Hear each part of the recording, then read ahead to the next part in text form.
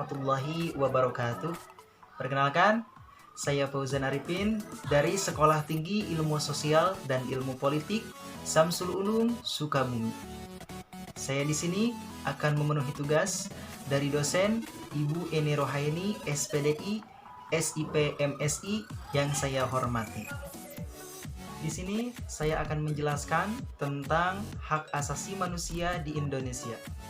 Yang pertama, yaitu pengertian hak asasi manusia. Hak adalah kepunyaan atau kepemilikan, sedangkan asasi adalah hal yang mendasar.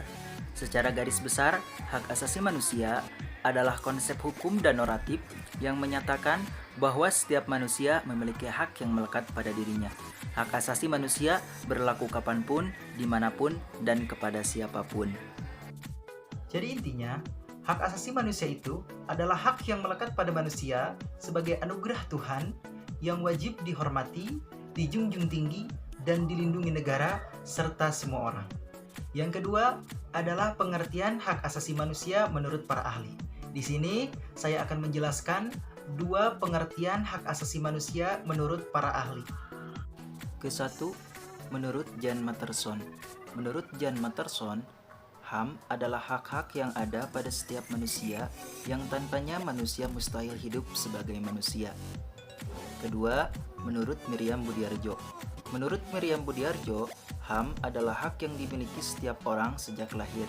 Hak itu sifatnya universal, karena hak dimiliki tanpa adanya perbedaan, baik rasa, gender, budaya, suku, dan agama. Yang ketiga adalah ciri-ciri hak asasi manusia. Dan di sini saya akan menjelaskan 4 ciri-ciri hak asasi manusia. Kesatu, hakiki. HAM bersifat hakiki. Artinya, HAM merupakan kodrat yang telah diberikan Tuhan untuk manusia. Kedua, universal. HAM bersifat universal, artinya HAM berlaku secara menyeluruh bagi setiap manusia di suatu negara tanpa terkecuali. Ketiga, tetap.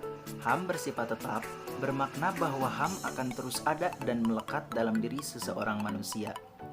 Yang keempat, utuh. HAM bersifat utuh. Hal ini bermakna bahwa HAM tidak dapat dibagi antar sesama manusia. Yang keempat adalah contoh-contoh hak asasi manusia. Sebenarnya banyak sih contoh-contoh hak asasi manusia, tapi di sini saya akan menjelaskan 2 contoh dari hak asasi manusia. Kesatu, hak asasi pribadi. Contohnya yaitu hak kebebasan mengemukakan pendapat dan hak kebebasan dalam berorganisasi. Kedua, hak asasi pemilih. Contohnya yaitu hak memilih dalam pemilihan seperti pemilihan presiden dan hak mendirikan partai politik. Dan yang terakhir yaitu undang-undang yang mengatur tentang hak asasi manusia. Di sini ada 7 pasal yang mengatur tentang hak asasi manusia. Kesatu, pasal 28A mengatur tentang hak hidup. Kedua, pasal 28B mengatur tentang hak berkeluarga.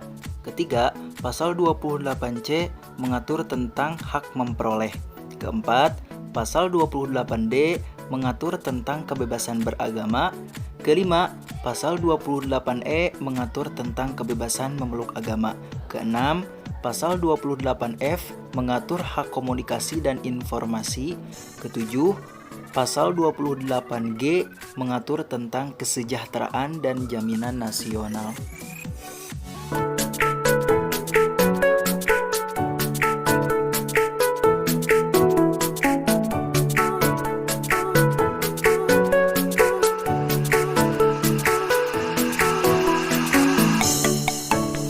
Akhir kata, saya ingin memberi pesan kepada seluruh masyarakat Indonesia di tengah pandemi dunia sekarang ini. Saya harap kita dapat bersama-sama agar bumi kita lekas pulih dan terus patuhi anjuran pemerintah, yaitu yang 3 perkara.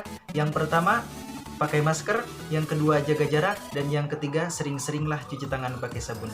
Mungkin itu saja yang dapat saya sampaikan. Kurang dan lebihnya mohon maaf. Wassalamualaikum warahmatullahi wabarakatuh. Salam sejahtera.